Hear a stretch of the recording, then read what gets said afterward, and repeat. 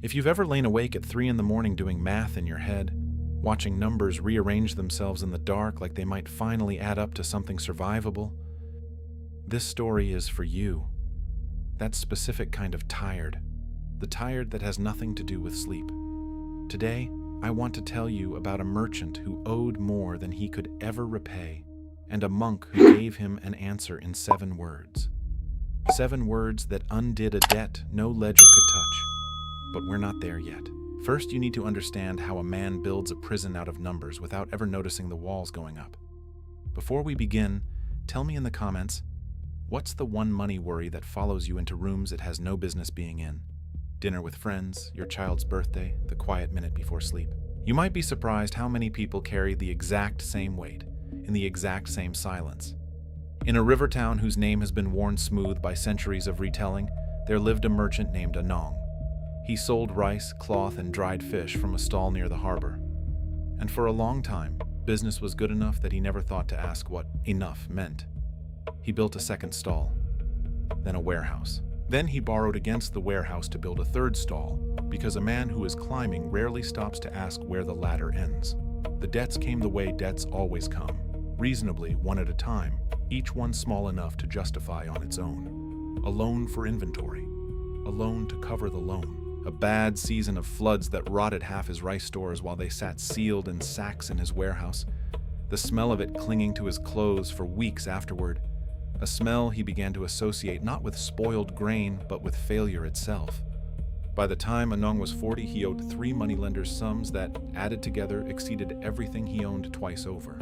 He kept this fact the way a man keeps a wound under a heavy coat, hidden, but never for a moment forgotten, throbbing quietly under every transaction, every greeting, every ordinary hour of his day.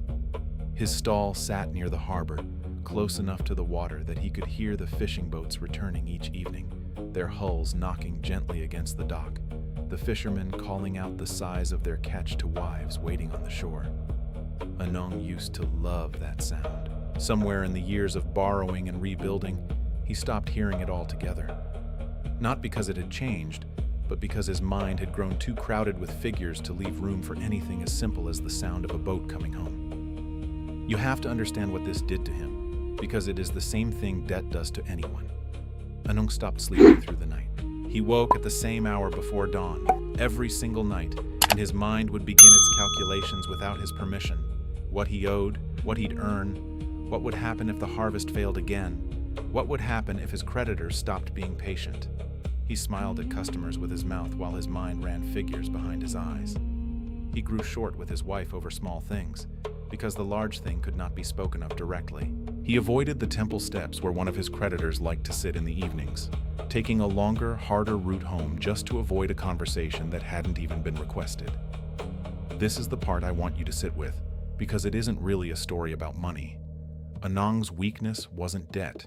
His weakness was believing that a number, one specific, final number, would someday arrive and make him feel safe. He was certain that safety was a destination, a sum he hadn't reached yet. And so every rupee he earned went not toward living, but toward chasing a feeling that kept retreating exactly as fast as he approached it. If that sounds familiar to you, it should. It is the oldest trick fear knows how to play. One evening, exhausted in a way that sleep couldn't touch, Anong found himself walking past the small monastery at the edge of town, the same one he usually avoided, out of some embarrassment he couldn't name. An old monk sat outside on the steps, mending a robe by lamplight, and for reasons Anong never fully explained afterward, he sat down beside him. "You look like a man carrying something heavier than that basket," the monk said, not looking up from his needle. Anong laughed, but it wasn't really a laugh. And then, because it was dark and he was tired and the monk was a stranger who would forget him by morning, he told him everything. The 3 moneylenders, the warehouse he'd overbuilt, the nights he lay counting numbers that never resolved into peace. He talked longer than he meant to. The monk simply listened, the way a riverbank listens to water, without needing to change its shape. But what Anong didn't know was that this particular monk had once been a merchant himself, decades earlier, in a different town, under a different name, and this is where everything in the story begins to turn. When Anong finally finished, expecting some gentle scolding about greed or attachment, The monk set down his needle and asked him a question instead. "If every debt you owe were paid tomorrow morning," the monk said, "what would you do with the rest of your life?" Anung opened his mouth to answer and found, to his own surprise, that he had no answer. He had spent so many years imagining the relief of the debt being gone that he had never once imagined the life that would exist after it. He had built an entire future out of the absence of a feeling, and nothing else. Remember this detail, because it matters later. The monk did not tell him to stop borrowing, or to sell his stalls, or to live more simply. He asked him nothing about the debt at all. He asked him about the life on the other side of it, a life Anung had never bothered to picture, because he'd been too busy running from what stood in front of him. Anung went home that night unsettled in a new way. Not comforted, unsettled. He tried to sleep and instead found himself, for the first time in years, imagining mornings without the ledger running behind his eyes. He noticed, with something like shame, that he could picture the debt disappearing far more easily than he could picture himself content. That told him something. He just didn't yet know what to do with it. He returned to the monastery 3 more times that season. Each time, the old monk asked him a different question, never about the numbers themselves. What do you do with money when no one is watching you spend it? What would you keep if you could only keep 3 things? What have you already been given that you have stopped noticing because you were too busy waiting for something else? Anung found these questions strangely difficult, far more difficult than any question a creditor had ever asked him. Creditors wanted numbers, and numbers he could produce on command, even when they were bad ones. But these questions wanted something else, an honest look inward, the kind he'd been avoiding for so long that he'd forgotten how to do it without flinching. He would leave the monastery steps each time with more questions than he'd arrived with, and he noticed, almost against his will, that he was thinking about them during the day, in the middle of weighing rice or folding cloth, in moments that used to belong entirely to his ledger. But here is something worth pausing on. The monk never once told him what to do with his debt. He never suggested a payment plan, never recommended he sell this or hold on to that. If Anung had come looking for a financial advisor in monk's robes, he would have left disappointed every single time. What the monk offered instead was something slower and, it turned out, far more useful. Permission to separate the problem that had a solution from the suffering that didn't need to exist at all. And this is where everything changed. Not because the debt vanished, because it didn't, not for a long while. It changed because Anung began, slowly, to notice the difference between the fear that lived in his chest and the actual arithmetic of his situation. He had been treating them as the same thing. They were not. The arithmetic was solvable, slowly, with patience and better choices. The fear was a separate animal entirely, one that had been feeding itself for years on his refusal to look at it directly. He began keeping honest books instead of hopeful ones. Where he had once rounded his losses down and his hopes up, telling himself a story that made the numbers easier to live with, he now wrote down exactly what was true, even when it stung to see it in his own handwriting. He sold the 3rd stall, the one built on borrowed money he'd never truly needed, and used it to pay down the largest of his debts. He stopped avoiding the moneylender who sat on the temple steps, and instead sat beside him one evening and told him, plainly, what he could pay and by when. The moneylender, who had been imagining the worst for months, picturing Anung fleeing town in the night, or worse, simply vanishing into ruin the way so many overextended merchants did, softened the moment he heard something true. It turned out the man had been dreading the conversation almost as much as Anung had. Neither of them had known that the other was lying awake over the same silence. None of this happened quickly. There were setbacks. A second bad harvest tested every ounce of the calm Anung had begun to build. And for a few weeks the old fear crept back in, familiar as an old coat pulled from a closet. But something had already shifted in him by then. Something that made the fear feel like a visitor passing through rather than a permanent tenant. And that shift became unmistakable the night the monk asked his final question. Anung had come to say he was leaving. His business had stabilized enough that he wanted to travel to the capital to settle his largest remaining debt in person. Before he left, he asked the monk the question that had been sitting in him for months. How did you stop being afraid of the number? The old monk was quiet for a long moment, the kind of quiet that makes you lean in without meaning to. Then he answered. Short sentences now. Slow ones. I never owed what I thought I owed. That was the first part. Anung waited for the rest, certain there was more. The coins were real, the monk continued. The fear was borrowed. 7 words, that was the whole of it. The coins were real, but the fear was borrowed. Borrowed from every sleepless night he'd spent treating a solvable problem as an unsolvable identity. Borrowed from the mistaken belief that his worth and his balance sheet were the same document. The debt had been arithmetic. The suffering had been something else entirely. Something he had built himself, brick by brick, out of the belief that peace was a number he hadn't reached yet. That merchant is you.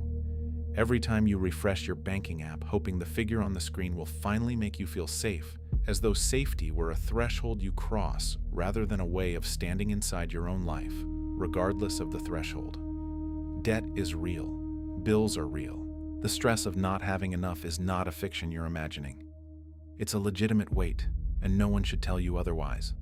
But there is a second weight most of us carry on top of it, an invisible one, made entirely of the belief that we are only safe, only worthy, only allowed to rest once the number finally, permanently resolves. That second weight is the one you can actually set down, tonight, before the first one is even close to gone.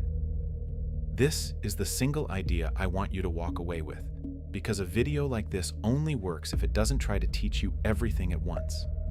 The debt in your bank account and the fear in your chest are not the same thing, even though they've been living together so long you've stopped telling them apart. One of them responds to a plan, the other one responds to attention, honesty, and time. Confusing the two is what keeps good, hard-working people awake at 3 a.m. doing arithmetic that was never going to bring them peace, because peace was never a number to begin with. Think about how much of your own worry is actually productive. Some of it is the part that makes you check a due date or call about a payment plan or finally open a bill you've been avoiding. That worry has a job to do, and once it's done its job, it should be allowed to rest. But so much of the worry we carry around money has no job at all. It doesn't produce a plan. It doesn't lead to a phone call or a decision. It just circles, the way Anung's calculations circled behind his eyes at 3 a.m, producing nothing but exhaustion. That circling worry isn't protecting you. It's only rehearsing a fear that already has your full attention. So here's what I'd ask you to do, starting tonight, not someday. First, write down the actual number. Not the version that lives in your chest, vague and enormous and shapeless. The real one, in real currency, on real paper. Most people are more afraid of an unexamined fear than of an examined fact. Anung's dread shrank the moment he wrote his debts down honestly for the first time in years. Fear grows in the dark. Numbers, even bad ones, hold still in the light. Second, have one honest conversation this week with someone your money situation touches. A partner, a creditor, a friend you've been quietly avoiding. Not a perfect conversation, just an honest one. Anung's moneylender softened the instant he heard the truth instead of the silence he'd been filling with worse imaginings. Silence is heavier than most conversations you're avoiding. Third, and this is the one people skip because it sounds too small to matter. Tonight, before you sleep, write down 3 things money cannot buy that you already own. Not someday. Not once you're debt-free. Tonight. It might be the sound of someone else breathing in the next room. It might be a body that still works well enough to carry you through your day. It might simply be that you are, this evening, still here, still trying, still capable of reading something like this all the way to the end. This step is what keeps a story like this from becoming empty spirituality on one side or cold financial advice on the other. It's not a trick to make you feel better. It's a fact you've been too tired to notice. Picture for a moment that monk on the monastery steps at dusk, needle moving slowly through worn cloth, a single lamp throwing just enough light to work by, nothing more than that and nothing less. He owned almost nothing, and he had never once, in all the years Anung knew him, checked a balance in fear. And picture Anung, years later, an old man himself by then, telling this same story to his own daughter on a similar evening, not as a lesson about money, but as a confession about the years he spent treating fear like fact. Here is the truth underneath all of it, the part worth carrying with you long after this story fades.